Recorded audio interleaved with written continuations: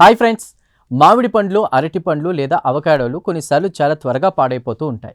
ప్రపంచవ్యాప్తంగా ప్రతి ఏడాది లక్షల టన్నుల పండ్లు, కూరగాయలు వినియోగదారుల దగ్గరకు చేరకముందే వృధా అవుతున్నాయి.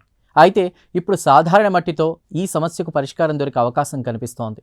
ఎస్, పండ్లు ఎక్కువ కాలం తాజాగా ఉండేలా చేసే ప్రత్యేక మట్టిని శాస్త్రవేత్తలు అభివృద్ధి చేశారు. అసలు ఈ కొత్త ఆవిష్కరణ ఏంటో ఇప్పుడు తెలుసుకుందాం. డెన్మార్క్లోని యూనివర్సిటీ ఆఫ్ కోపెన్హాగన్కు చెందిన హెలోయిసా బోర్డాలో నేతృత్వంలో పరిశోధక బృందం ఈ రీసెర్చ్ను నిర్వహించింది. ఇది అప్లైడ్ సర్ఫేస్ సైన్స్ అడ్వాన్సెస్ జర్నల్లో ప్రచురితమైంది. పండ్లు త్వరగా పక్వానికి చేరి పాడవడానికి కారణమయ్యే ఇథిలీన్ వాయువును నియంత్రించడమే ఈ పరిశోధన ప్రధాన లక్ష్యం. ఇథిలీన్ అనేది పండ్లు, కూరగాయలు సహజంగా విడుదల చేసే వాయువు.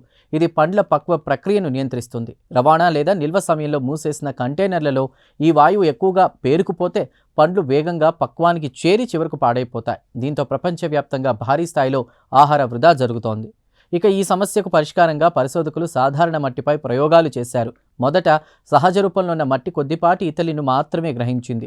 ఆ తర్వాత రసాయనిక ప్రక్రియ ద్వారా మట్టి నిర్మాణంలో చిన్న చిన్న ఖాళీలను పెంచి మరింత ఎక్కువ ఇథిలీన్ను గ్రహించేలా మార్చారు. ముఖ్యంగా ఒకసారి గ్రహించిన వాయువు తిరిగి బయటకు రాకుండా ఉండేలా రూపొందించారు. పరిశోధకుల ప్రకారం ఇంత పెద్ద మొత్తంలో ఇథిలీన్ వాయువును గ్రహించే మట్టిని ఇప్పటి వరకు ఎవరూ అభివృద్ధి చేయలేదు. అంతేకాదు, ఈ మట్టి సహజమైంది, చవకైంది, విషపూరితం కానిది, మానవ శరీరానికి కూడా హాని కలిగించదని శాస్త్రవేత్తలు చెప్తున్నారు.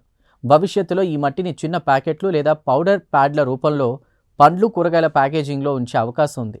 మనం షూస్ లేదా ఎలక్ట్రానిక్ వస్తువుల పెట్టెల్లో తేమను గ్రహించే సిలికా జెల్ ప్యాకెట్లు చూసినట్టే ఇవి ఇథిలీన్ వాయువును గ్రహించే ప్రత్యేక ప్యాకెట్లుగా పనిచేస్తాయి. ఇక ఈ సాంకేతిక వల్ల ఆహార వృధా తగ్గడమే కాకుండా మరో ప్రయోజనం కూడా ఉంది.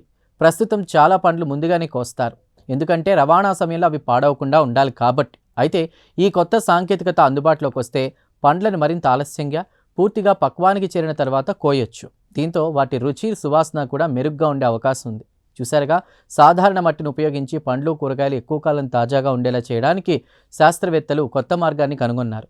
ఈ పరిశోధన ప్రకారం ఇథిలీన్ వాయువును గ్రహించే ప్రత్యేక మట్టి భవిష్యత్తులో ఆహార వృధాను గణనీయంగా తగ్గించడంలో కీలక పాత్ర పోషించవచ్చు. అంతేకాదు, వినియోగదారులకు మరింత రుచికరమైన, నాణ్యమైన పండ్లందించే అవకాశం కూడా ఉంది.